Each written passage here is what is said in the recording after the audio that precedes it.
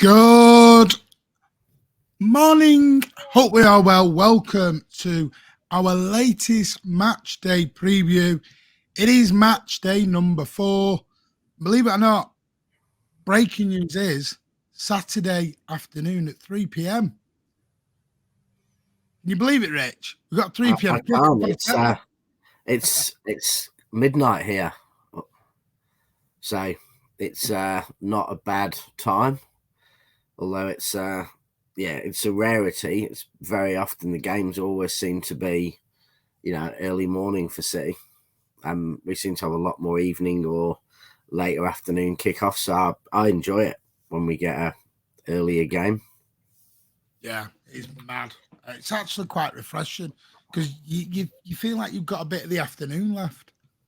It's like going back 25, 30 years in time where all the games used to be. I know. 3 o'clock before, go to the pub after. Yeah. Great, now go straight to bed. But anyway, Fulham, Etihad Stadium. What are your impressions of Fulham first 3 games? Because they've had a bit of a mixed bag. Won 1, drawn 1, lost 1.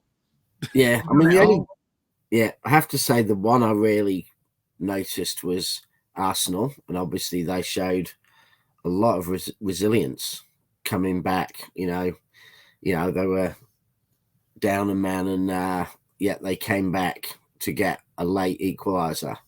Against in a noisy Arsenal stadium where Arsenal had come back and got on top. So, I think they've obviously got some resilience, and they showed last year they've got some quality footballers, but they're one of those kind of mystery teams where you don't, probably with the exception of Mitrovic, who's now gone, you didn't really look and think about individual outstanding players, or, even big names like, say, a Brentford would have had Raya or Ivan Toney.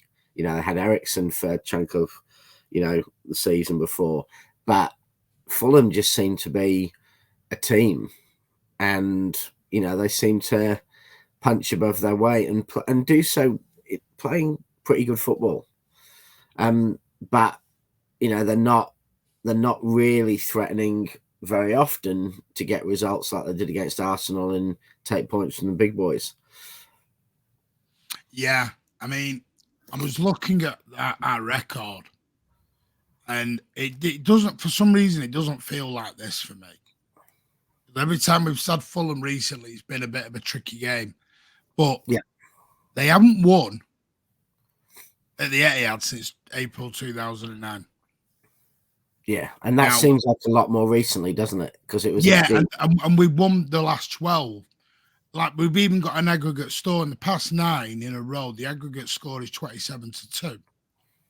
But the weird thing is, I look at like last season's game, and it was like one of the ugliest games. Do you remember it was rainy, windy, and we were, we were down to 10 men because of good at the end. Yeah. And remember, didn't you have to bring Haaland off and everyone? We had to bring everyone off the bench to get them, because that was the one game I think Haaland didn't start. And then we got a penalty. 2 late goals. One of them a penalty, wasn't it? Yeah. Yeah, no, it's they aren't, there's some teams where we've got these amazing records and we just blow them away. Teams who we play and generally it's quite easy, like Arsenal. We seem to, for the last 7 or 8 seasons, just seem to win every game and they're not that close. Whereas Fulham, as a team who, you're right, I think our record was worse than that.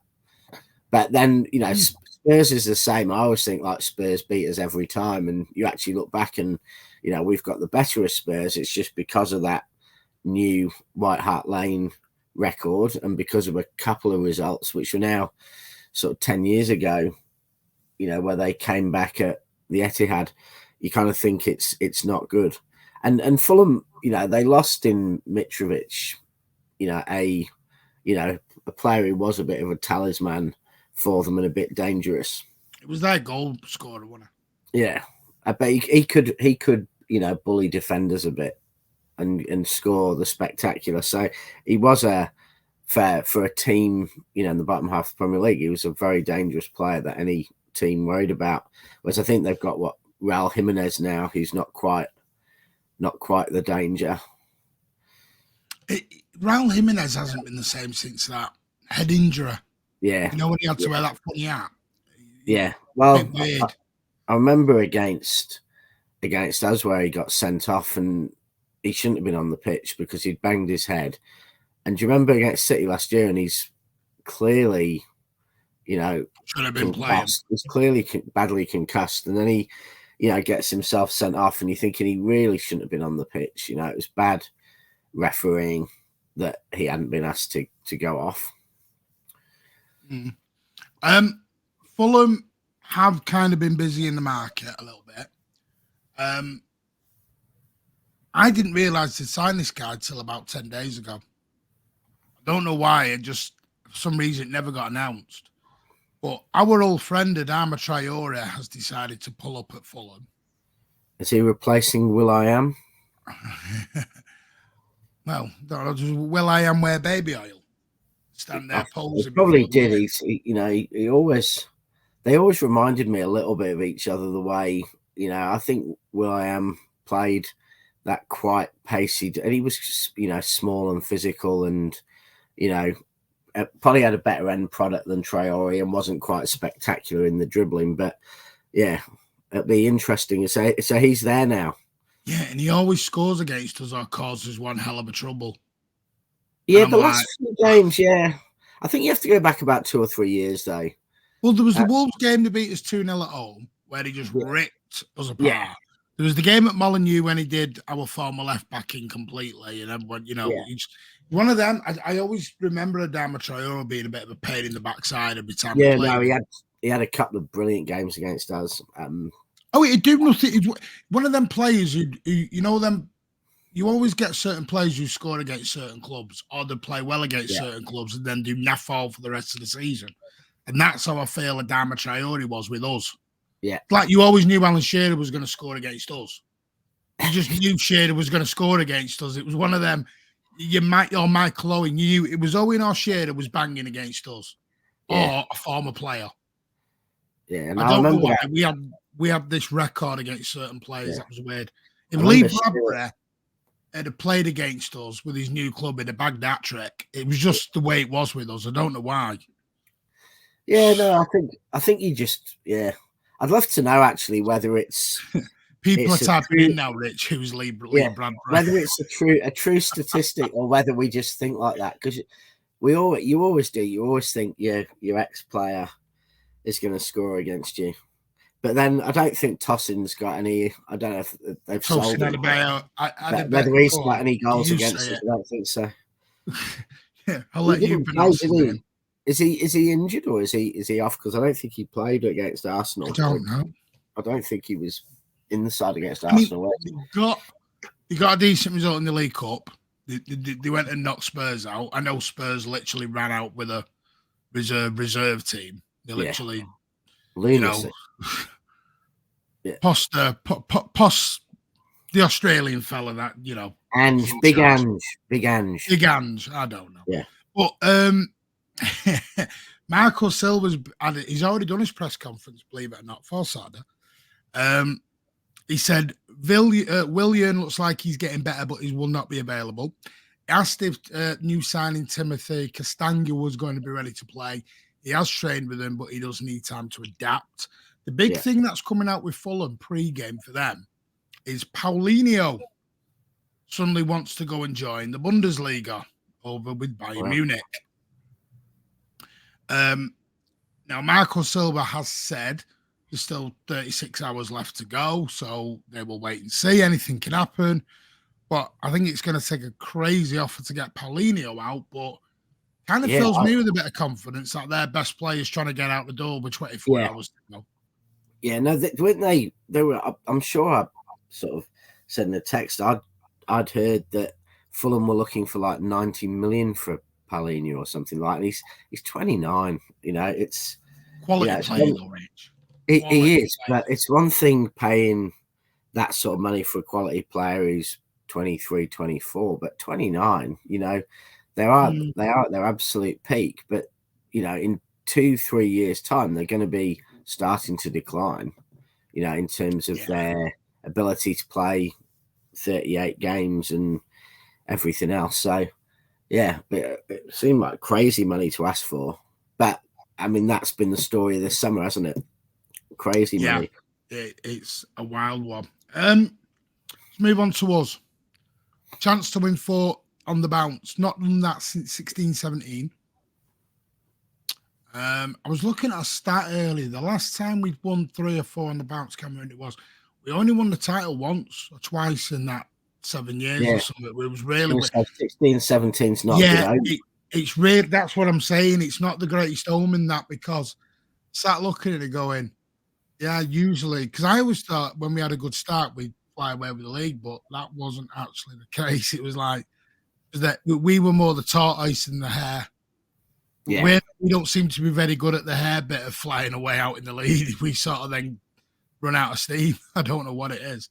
But obviously, Doku, Nunes, presumably will get done later on today, which means he should be available for Saturday. Would you throw Nunes and Doku in, or would you keep the 11 or 11-ish? I wouldn't. I'd be bringing them off the bench. You know, I think because we're not played midweek, you know, I don't think that yet we should have many players who really need a rest, especially if players like Phil come back in who effectively had a rest last week. And, you know, the players who are worried about getting overplayed, Phil, Bernardo, have had time off. And obviously I'm assuming, you know, that Akanji is well enough to come back in. So, yeah, I wouldn't be impossibly surprised if Akanji came in for Walker at right back as a bit of a, you know, if Pep's in charge, you know, punishment.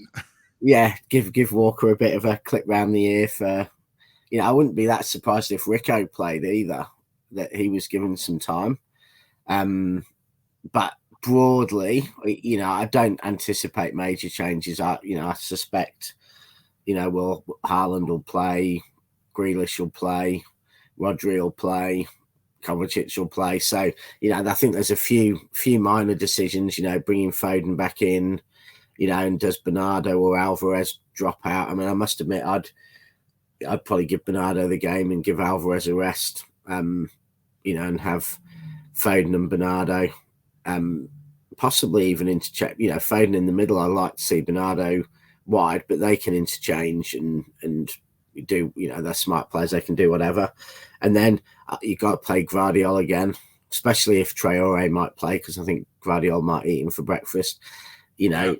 So then you really come in. Diaz will play, so you probably got, you know, Walker and, you know, maybe Ake. Do you play, you know, does Akanji play instead of one of those two? Because he's a big favourite of Pep's. Does Lewis get a game? I guess they're the only real choices. I'm presuming Pep picks the 11, but will Juan Lilo just think, you know what, I'm going to play this safe and just rather than, because I was thinking about this earlier and I thought, I'm not expecting to see Doku or Nunes till Pep's back. So, you know, he can see them train, properly talk to him. Because like Doku said, he's not even met the guy yet. Can you imagine Pep with Doku running down the wing and Pep's like, I've not told him to do that. What's he doing? Do you reckon, though, I reckon they've got a big camera over the training ground and Pep sat there watching them on some massive... His bed. I reckon he's got some 20-foot telly, like big projector or something in his room, and some like, you know, in Empire Strikes Back where Han Solo was in that carbon thing, he's got some like thing to keep him flat on the wall. Because someone said to me about Doku, and I went, Pep's not even probably seeing any training with him or anything, and he's like, is he going to throw him on that right wing? Because knowing Pep, because I noticed it on the bench. As soon as Sheffield United scored, you know, those earbuds were getting fly down that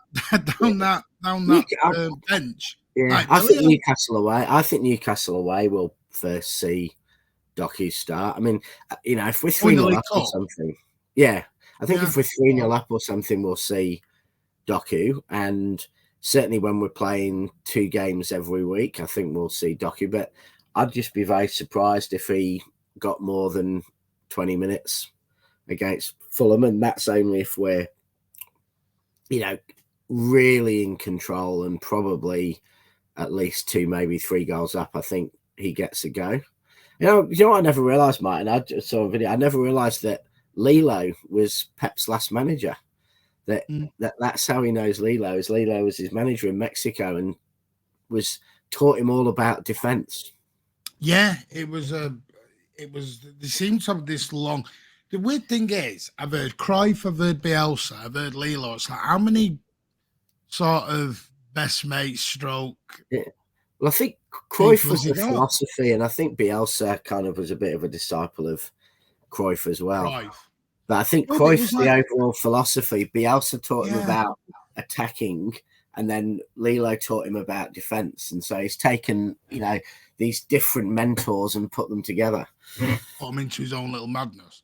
I mean, listen, it's probably a good game to have before international break. Obviously, going into international break with 4 wins on the bounce would be amazing, especially being, 2 weeks behind everyone fitness-wise, new players coming in, players leaving. I just think this time of year is really weird because the window is literally still open approaching match day, which I get when people go mad and they're like, how can you prepare for a game and negotiate into who's coming in and out? And it's a funny old system they've got going on. But I think they split those. I don't think any of the football people are having to get involved in the deals. I think the problem's the uncertainty for, not so much for City, because we kind of know broadly who we want to go out and what's going to be. Well, if you want to, or even Liverpool with the uncertainty about Salah, unless anything's broken overnight. But the Saudi window closes 3 weeks after the Premier League window, so that may all change after Sefrin's comments. It should, because I don't know if you've seen them, but Sefrin's literally hit a couple of volleys back to him of you're never coming in our league, you're never coming into anywhere near us, you're not in Europe, it's a European competition, tough, see you. So he's gone public with it as well. Yeah, FIFA have been in his ear. Do you know what, Rich? He even called him the Chinese Super League version 2. He's proper ripped into him. Was it 3 years ago when the European, we closed the Premier League window 3 weeks before the rest of Europe? We had one season where the Premier League window closed on the Friday night before the first game at midnight, and then the European was open for 3 weeks. So all you had was European clubs coming to the British clubs trying to sign players after the British clubs could no longer sign, and that potentially happens with Saudi, which I think is terrible. I think you've got to have the window closing at the same for everyone, because otherwise you can just have people unsettling your players. And I'm not worried about City, but for the smaller clubs, Paulinho will be massive for them. He's their best player. Yeah, and any of those clubs you could have it with clubs coming in and saying we want to sign any player from a team, and they've got 3 weeks to do it, and that team can't then buy anyone until January the 1st. It's shocking. Wow. And it's got to be in the players' heads as well, hasn't it? Like playing for Fulham, if you think you're going to sign for Bayern, and Bayern are unquestionably one of the top 3 teams in Europe at the minute. And at 29, he's not probably going to get that opportunity again. So it is a weird one for him. But I suppose by the time we play, that will have all been decided, I'm guessing. I mean, the way they should do it for me is, if you can't sign anyone, that should mean you can't sell anyone. It should just be a full close of a window, selling or buying. Just close it completely. Yeah. Are we going to get these 4 wins on the bounce, Rich? Are you confident? Do you know what I feel about it? The way I've felt, I think probably in my predictions every game this season, I think we'll win, but I think we'll win narrowly. I've kind of felt we've got 2 1s and 1-0s in us. Well, we've become the Arsenal of '89. We've become George Graham's Arsenal. No, because I think we'll be banging 4 goals past teams in, when we hit our stride. Yeah, but you mean we're just getting going? Yeah, I just think at the moment we're too good for the opponents we've had so far, but we're not you know, we're not playing anywhere close to our best. Like Haaland's missing a lot of chances that he'll score, you know, with the exception probably of Phil. A lot of the final balls haven't just quite been right. And, you know, when City are off, we can still have 70% of the ball and we're really close to being great. But what happens is the ball just misses the post or gets defended, or the final pass is just the player's foot up, you know, foot offside. And I think so far this season, there's just been, you know, a few sloppy offsides, a few sloppy misses, a few passes missed. We've just been, you know, a couple of mistakes where we've let the opponents through because we're just not on our game, and that's to be expected this early in the season. And that's what I kind of expect on Saturday. I kind of think we'll dominate the ball. You know, we'll get the best part of 70% possession. I think we'll have chances, but I just think we're not quite smashing it yet. But it happened last season where we were a bit like that, and then suddenly we played Forest, and suddenly we got 6 goals in the first hour or something, and we clicked. So it can happen, but I'd go a 2-1, 2-0 kind of result. Yeah, I've gone 3-1, but I think it'll be 2-1, and we'll get the third on the break at the end as they're pushing for the equaliser. Yeah, I think it's a game we've got to be careful of because they showed at Emirates last week that they've got goals in them, and they won't. They had 10 men to go to Arsenal and not give up. That is some bottle. That is some that'll bottle. give them confidence. That'll give them confidence. So we have to be careful. That's what I mean. I think we're going to have to play as best as we possibly can within the fitness levels we're at, and maybe use the bench at times. But obviously, I don't know. I get more nervous when Pep's not there sometimes as well. I'm like, plus it's Samba Day. I think it's Samba Day on Saturday, which will be fun. Samba Day. We bought this Brazilian club or whatever we've done. Can't remember. Remember the name of it, but we've done some. Well, we might have a new Brazilian midfielder. You know, I mean, he's Portuguese, but he's Brazilian, isn't he? I mean, he was Brazilian, born in Brazil. And, I think he's Brazilian. Are you thinking of Paqueta? No, I think Nunes was born in Brazil and started out in Brazil. He's one of their Brazilian players who moved to Portugal, you know, for football, and took on Portuguese nationality. I think there's been a fair few in recent years, Portuguese sort of Brazilian players. Like Deco, he was, he was Portuguese. Was a really high profile one. But so Rich has gone for a win. I've gone for a win. Let us know in the comments down below what you're thinking. Would you play the 11? Would you not? Let us know in the comments. Make sure to hit that, give it a thumbs up. Post-match will be live on Saturday night. I will double check the times, but keep an eye on the channel. All the channel info's down at the bottom there where you can get where we're going to be next live anyway. But enjoy the game on Saturday. Me and Rich certainly will, and you as well. And we'll see you on the next show. Take care, all. Bye.